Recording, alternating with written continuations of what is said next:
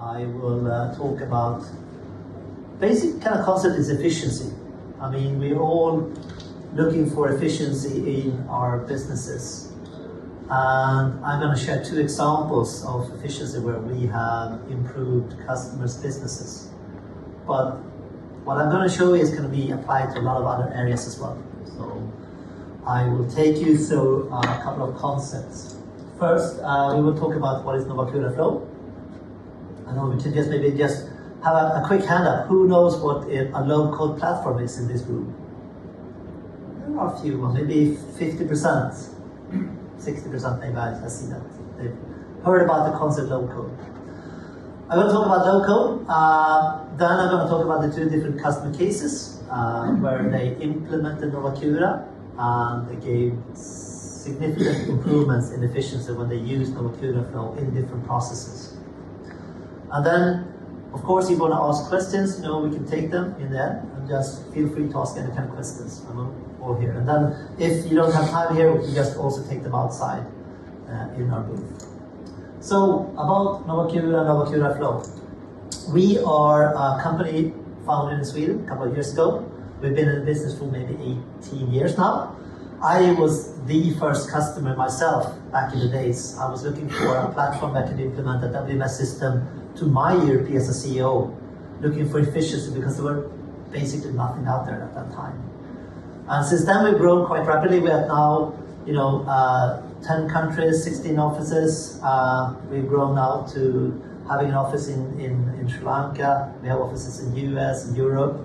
And where we don't have offices, we work with partners. So we have a bunch of different sites.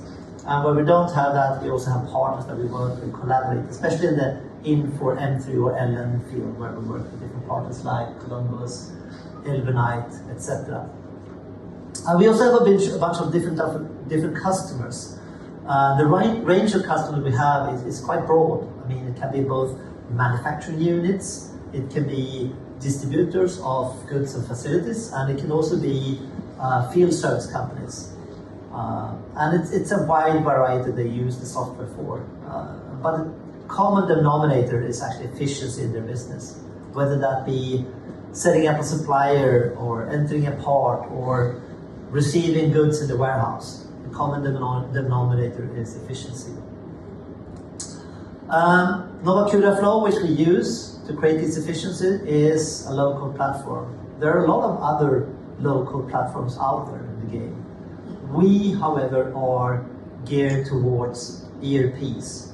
We have built-in capabilities over the years to be able to work with different ERPs. We started out with IFS 16, 17 years ago, and then we moved over to work with Infor, and we also work with SAP and a lot of our other ERPs. So it's to expand those ERPs. So why do you want to do that? Well, it's because there's sometimes capabilities lacking. There could be a process that is not really up to par with your business requirements. It can also be that there are gaps in the functionality in a certain process. So there's where we come into the picture. We use this to create applications by using something called an application builder. I'll show you that in kind of more detail later, but basically it means that you create apps that can be run on any type of device. And here you see examples of mobile devices, so you can run on native iOS, Android clients. There's also this kind of scanner that you can run directly in the warehouse, or if you want to run it as a portal solution on your PC, that goes fine as well. And there's even a web client. You don't have to recreate these applications for each client. With Novacura Flow, the client is adopting to each screen that you have. It's created in something called a studio. This is where you create the applications by designing it as a process. And this is really good because this is a contract between the business side and the IT side. You define the process as part of your business requirements, but then also the IT can take part of that and transform that into something you can build as an application using the Flow Studio. You can actually use this as a contract between IT and business. And it has some different concepts. There's something that this call is called a call wheel, is actually an API call that can bring some data from any kind of system. It can be M3, but it can also be another system. And it can also be two different systems in the same process. So a user can actually work against two systems in the same business process. It also has these kind of user screens, which is where you design the user screen, which is the user sees on his mobile device. And there's also these kind of rules, you can check data. There's a lot of capabilities in the studio environment where you create applications. Now, we also believe that we are different than other platform providers. We have something called a marketplace. Marketplace is where we have built out ready-made templates available to download and put on your Flow server. When you've done that, you can modify and streamline those processes that we've created for you. So you have both options to create something out of, just a blank sheet, create your own business process, or you can use our templates. Those come predefined with both API calls, complete business process to receive, for instance, warehouse operations, or if you want to do mobile maintenance, whatever that be, it's a complete process. Now, it works with every version of Infor. I had a customer talking about Infor M3 10.1. Yes, we do support that. It's a bit more kind of quirky, it's an older connector we have, but we have supported that for a long time. Now, of course, when we build against the more modern versions of Infor, like the 13.4 on-prem and Cloud Suite, it uses the REST-based APIs, and it's, I would say, 98%, 99% the same when you go from the different versions, so you don't have to rebuild things between the versions. There's also a lot of other connectors available in the platform, whether that be OData, REST-based connector. You can tie into multiple other systems. We even have these kind of OData connectors, also OPC UA connectors if you want to touch machines, read machine data, or talk to MES systems or CRM systems. Basically, we can tie in multitude of processes into the same solution.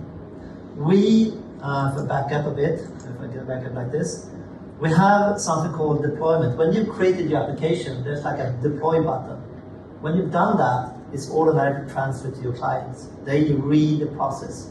So imagine you have a lot of different users in your world. Basically, it could be both your employees, but even suppliers and contractors. When you have created these processes and you deploy them, they just read the latest version of that process. So if you need to make a change, it's quite powerful. You just redraw that process, hit the deploy button, and that process is now out there among all your employees, all your suppliers, all your customers using that version of the process on all devices, no exceptions. Now, we have built in a lot of other capabilities. I do not have the time to go through that one. We work with multiple different industries.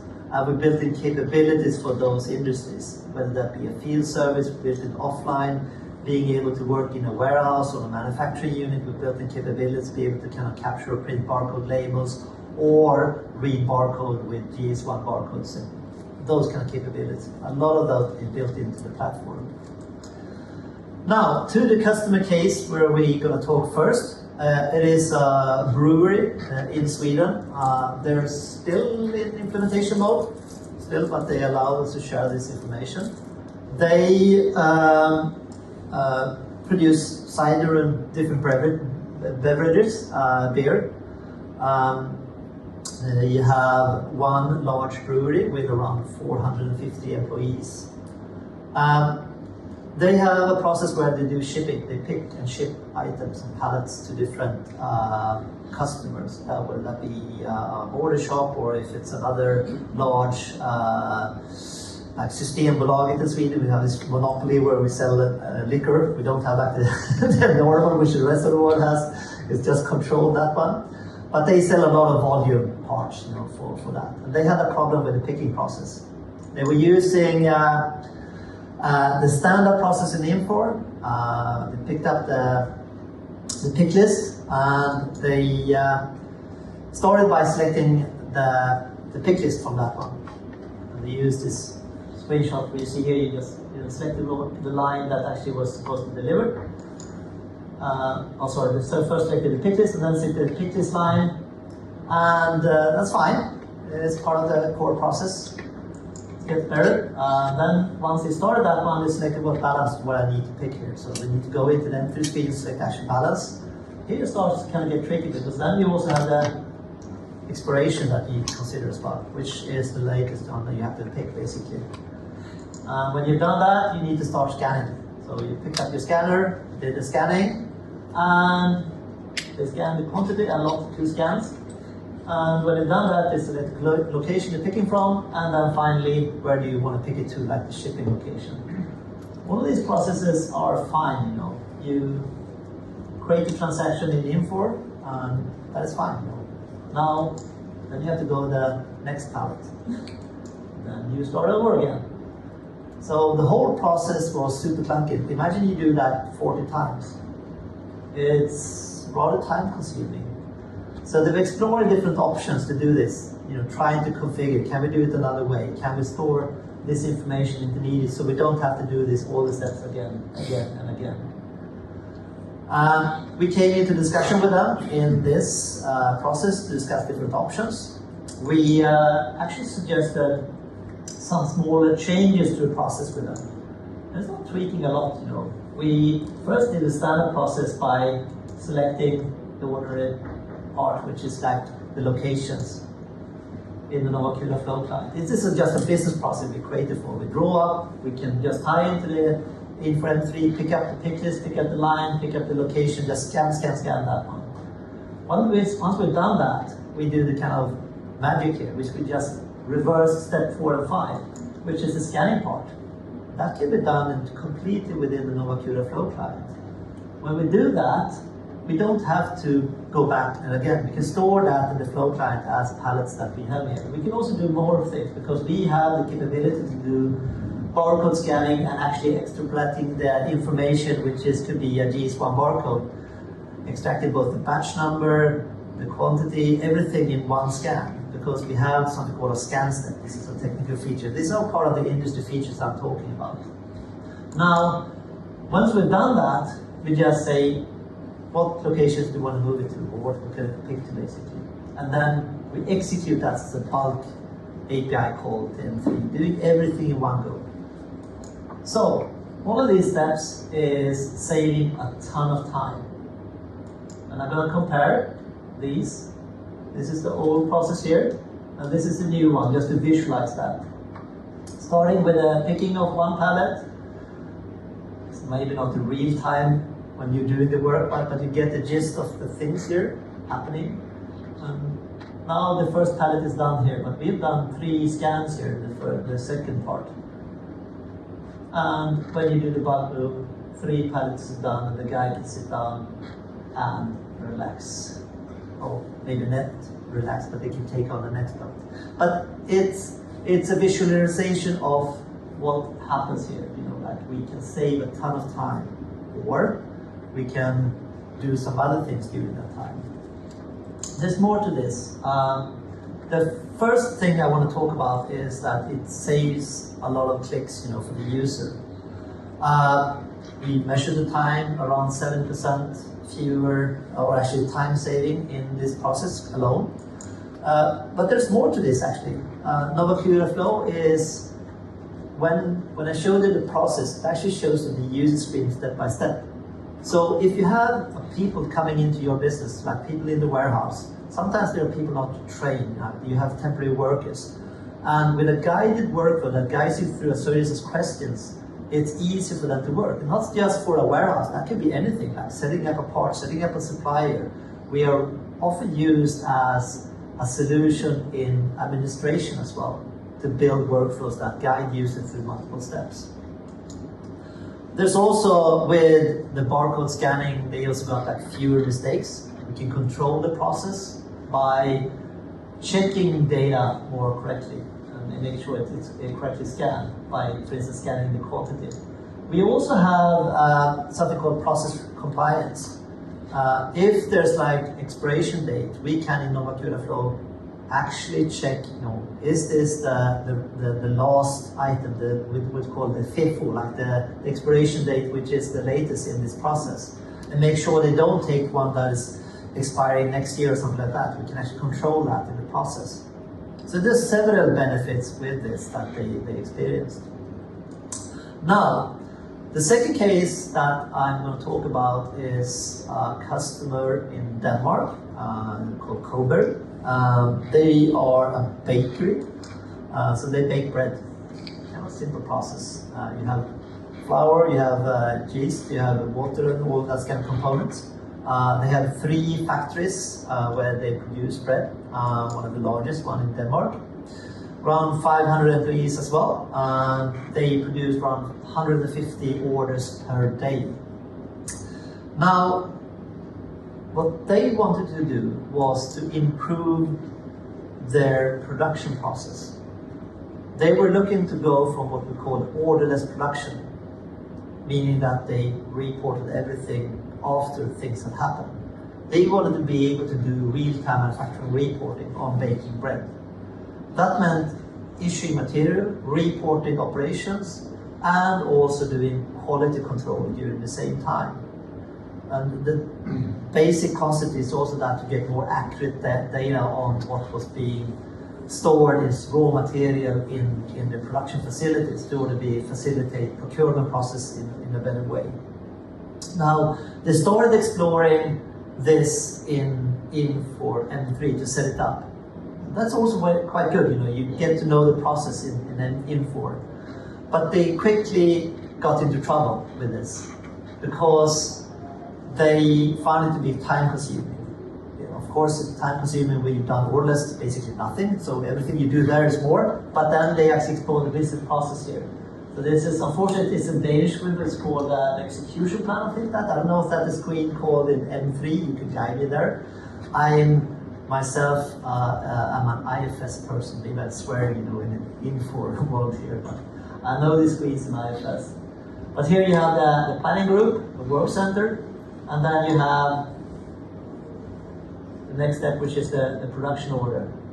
And when they go there, you select the report operation, and then you have the first step, which is report the quantities and time. That's step number 1. So these are all the steps they had to do for each and every report they had to do. Next step was actually reporting the material. So they had to go to the next step. And then finally, if they wanted to do that, they could also do like inspection quality control. And that was like a separate screen that also had to do that. All of these steps were time consuming. And they had around 800 reports on 110, 120 MOs per day. So that's for one site. So they did a time study of that one that showed quite significant time consumption. So they needed another solution. Now they were a customer of Novacura, so they started exploring building the same solution in Novacura Flow instead of in M3, tied directly to Infor M3, of course. The solution were the following. They had Novacura Flow execution plan. Clicked on that one. They choose the work center. It's very similar like that. But these are guided workflows. So when you click that one, you select the work order and execution order. And then you can directly, if needed, do inspection. So this is actually part of the workflow. You get guided through the process of several steps. And if it's not there, it won't show up that screen. And then the quantity and time report. And finally, report the material issued based on lot control material. All of these steps were a process control application. And it seems like it's very similar in the way. But when they did the time study here, it showed significant differences in what happened. So first off, they measured the same process in Infor. The average time was around 2.53 minutes per report. And the total time spent was 11 minutes per work order. In Novacura, it was actually an average 26 seconds. Click, click, click. It's actually the power of being guided through a series of steps, naturally for the user to be using. An average time spent was 1 minute and 43 seconds. And if you compile and actually multiply that by 798 reports per day, you get significant savings. So doing that in the ERP or Infor in this world, it's 34 hours per day, and then in Novacura it's 6 hours per day, just roughly. Of course, can vary a bit, but these are the typical savings we see. So if you compare that to the brewery, it is in the neighborhood of 60, 70, 80% savings. And this is significant because in your organization, there's going to be a lot of these examples where you see people doing things as repetitive tasks. And that can be something you can save time in your organization. But it can also be that you use this to improve the data quality of things as well. So it's not just time cutting. Okay, what were the effects they saw for this one? Well, first of all, compliance with the process. They got the result they wanted. If they had an inspection, they needed to collect data. They got that included in the process. They had to import that, actually put that into the process. There were no steps you could just get over with. It was easier for the user to do this, more natural workflow for them.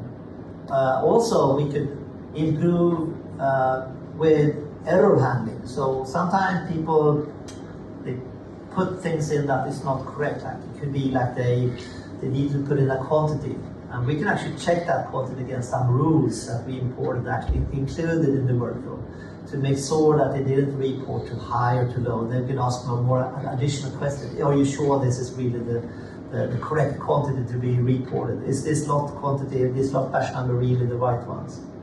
And of course, mobility means that they don't have to walk back and forth to the PC to do the reporting. Now, there are some other things that we can do. It's kind of important. I talked about that in the beginning. Efficiency is everywhere, not just in the warehouse or in the manufacturing, but we do this over a lot of different areas in businesses again and again, both in terms of your warehouse or your receiving areas where you control the material, in the shipping, but also if, for instance, if you do this in your maintenance tasks, you have a lot of customers using Novacura as the mobile app for doing maintenance tasks, or if we have a customer that's shipping items to external customers, we can use that as a transportation app to take notes about what has been delivered.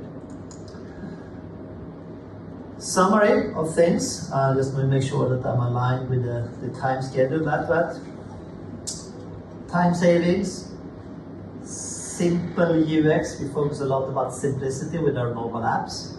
We are here to be able to give users a good experience. A lot of lesser errors made, making sure that we have the right data. Also meaning that we are guiding the user through multiple steps. And we have this kind of concepts where we talk about Lego. You see us delivering these kind of Lego pieces. The concept is that we have Lego is that it's easy to build these kind of solutions with Lego blocks as it is with Novacura. And maybe it's a good analogy, I don't know, but it's grasping on here basically. And if you have any questions, I think this is the time just to ask these kind of questions. Feel free to ask anything that you want.